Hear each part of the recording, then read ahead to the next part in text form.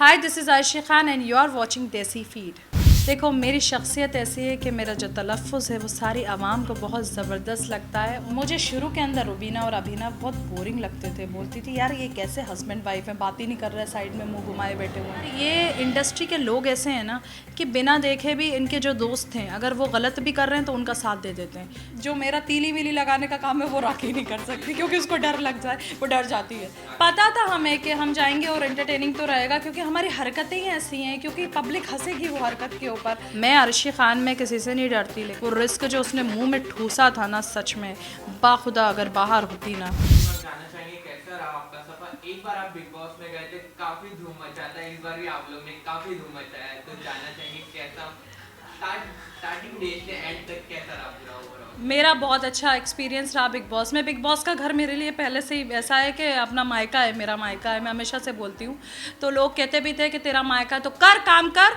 तो मैं करती थी काम, बहुत करती थी, खाना बनाना है, लोगों को खिलाना है। ये लोग ना दिनों दिन सिर्फ रुबीना करती थी, मैंने देखा, फ्रिज व्रिज साफ़ करती थी, अभिनव करता था, बाकी और लोग तो लड़के तो फ़िलहाल अपने काम में लगे रहते थे। लेकिन एक्सपीरियंस अमेजिंग रहा और बहुत सारे काम चोर लोग थे उस घर के अंदर जिनको देखकर बहुत गुस्सा आता था।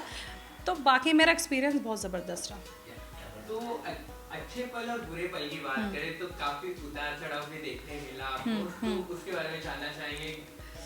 अच्छे पल तो बहुत गुजरे, बुरे पल भी थे डेफिनेटली। जब एक बार मैं कैप्टेंसी से बाहर निकली थी, जब मैंने कुर्सी तोड़ दी थी, उसमें मैं कैप्टेंसी से बाहर हो गई थी। बाकी शेरू को जब छिपाया था बहुत बुरा लगा था, बहुत रोई थी।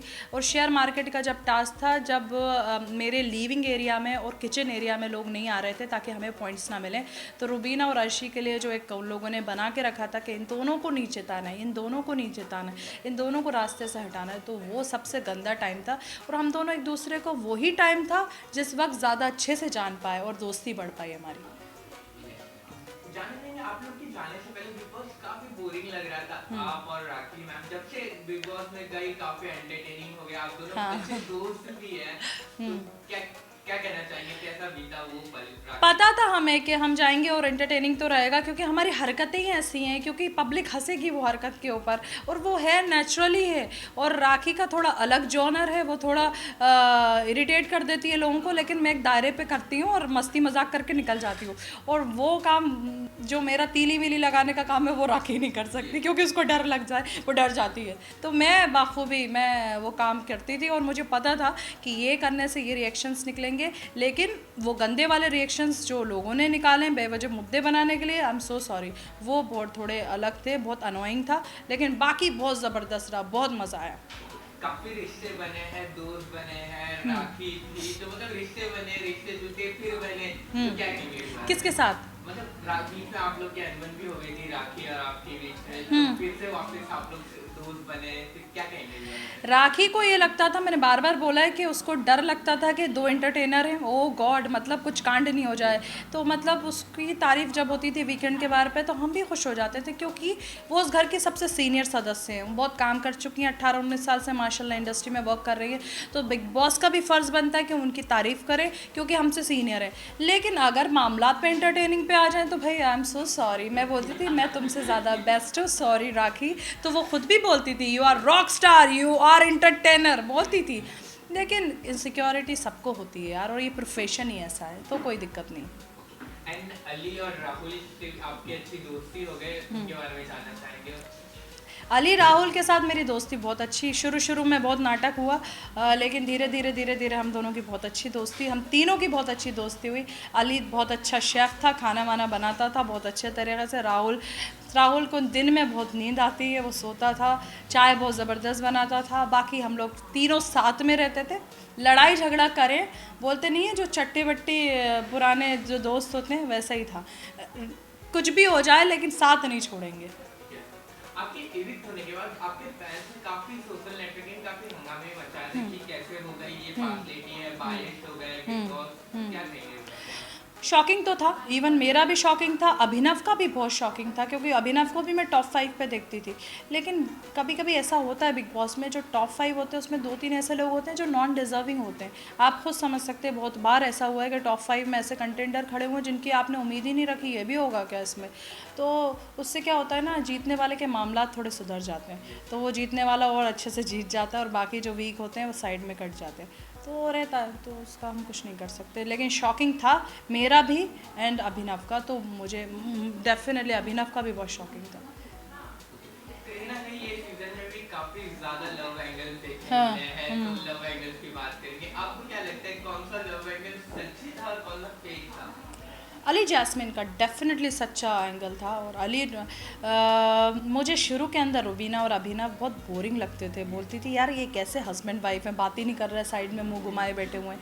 लेकिन धीरे धीरे जब क्लोज गई, उन लोगों को देखा वो हैं ही ऐसे पॉइंट पे बात करना है, लेकिन प्यार बहुत करते हैं एक दूसरे से भाई, वो देखा मैंने, प्यार बहुत है दोनों में, तो वो था। तो अली जैस्मिन अमेजिंग। एंड दिशा से के सर टाइम में नहीं थी, लेकिन राहुल और दिशा का मैंने ऐसे नहीं देखा दोनों को सामने, तो मिली अली जैस्मिन।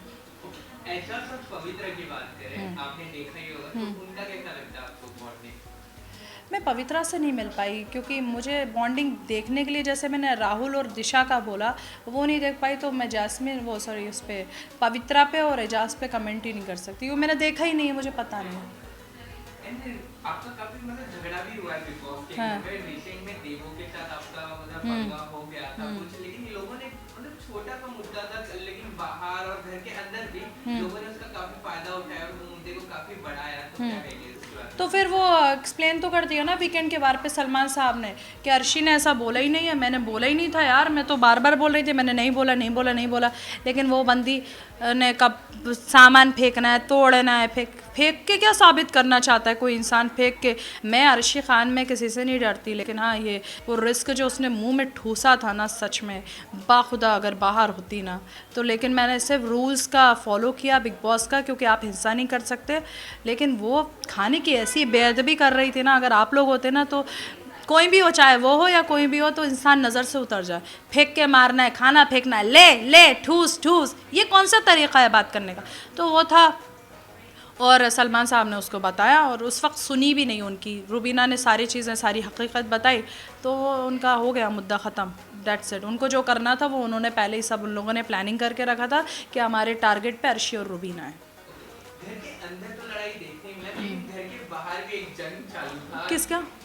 फ्रेंडशिप व्यूअर्स के बीच, कि कौन सही है कौन गलत है। काफी लड़े हैं लोग सोशल नेटवर्किंग साइट पे, काफी ट्वीट किया गया था इस बारे में, काफी लाइमलाइट में भी आए थे लोग, आप मतलब नाम का फायदा उठाए, तो क्या कहेंगे? कौन कौन से लोग? मतलब ट्विटर पे बहुत सारे लोगों ने ट्वीट किया था इस मुद्दे पे, इस पे?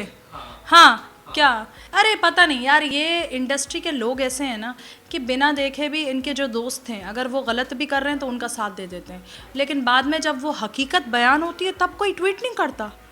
मतलब ये कैसा है? अगर आपके सामने हकीकत आ गई है, आप किसी को नीचा गिराने के लिए ट्विटर पे लग जाओगे, लेकिन जब वो सच्चाई सामने आ जाती है तो आप ट्विटर पे ये भी बोलो ना कि ओ ऐसा था, शायद हमने गलती की इस मामलात को समझने में, तब किसी का ट्वीट नहीं आता। तो मैं ज़्यादा तवज्जो नहीं देती असल में। एंड आपका जो मतलब आपने जो वर्ड्स यूज किए हैं बिग बॉस में, काफी ज्यादा लोग फैन बन चुके हैं उस वर्ड्स के, तो कभी-कभी मैं भी ट्राई करता हूं पर्सनली कि मैं भी यूज कर पाऊं कहीं ना। कौन सा वाला? आप जो मतलब उर्दू वर्ड यूज करते हैं वो काफी पसंद है ना, तो आप कुछ बता दीजिए, फैन कुछ बोल दीजिए। देखो मेरी शख्सियत ऐसी है कि मेरा जो तलफ़्फ़ुज़ है वो सारी आवाम को बहुत ज़बरदस्त लगता है, और इस मामलात के अंदर मैं कुछ नहीं कर सकती। आप सिर्फ अपनी ज़ुबान को, अपने तलफ़्फ़ुज़ को सुधार सकते हैं, और लोगों के सामने अपनी जो तरबियत है, अपनी चीज़ें हैं, अपनी जो सहूलियत के हिसाब से आप उसको बयां कर सकते हैं।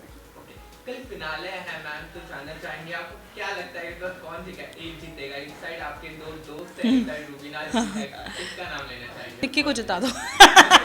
मैंने तो बोला है तीनों ही डिजर्विंग है। तो क्या लगता है किसके चांसेस ज्यादा लग रहे हैं आपको? चांसेस यार डिपेंड करता है, कल ही पता चलेगा। रुबीना राहुल अभी ज़्यादा आगे चल रहे हैं दोनों साथ में, तो मैं तो चाहती हूँ अली भी उसी कैटेगरी पे आ जाओ, तीनों में से कोई एकदम से हो जाए कि तीनों एक ही लेवल पे खड़े हों, और 1% पे या आधे % में कोई ऊपर चला जाए बस। कहीं राखी ने भी ठान लिया अभी मैं भी जीत के रहूंगी कैटेगरी, तो क्या लगता है इसके चांसेस है? तुमको लगता है जिता दो?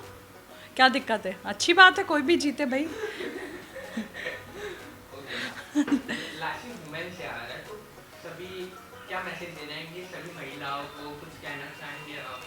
मैं यही कहना चाहती हूँ कि अपनी बात पे टिको, किसी से डरने की ज़रूरत नहीं है, अपनी कामयाबी हासिल करो, अपने पाँव पे खड़ी हो और लोगों की गलत बातों पर तवज्जो देने की ज़रूरत नहीं है, आपको किसी के सहारे की ज़रूरत नहीं है।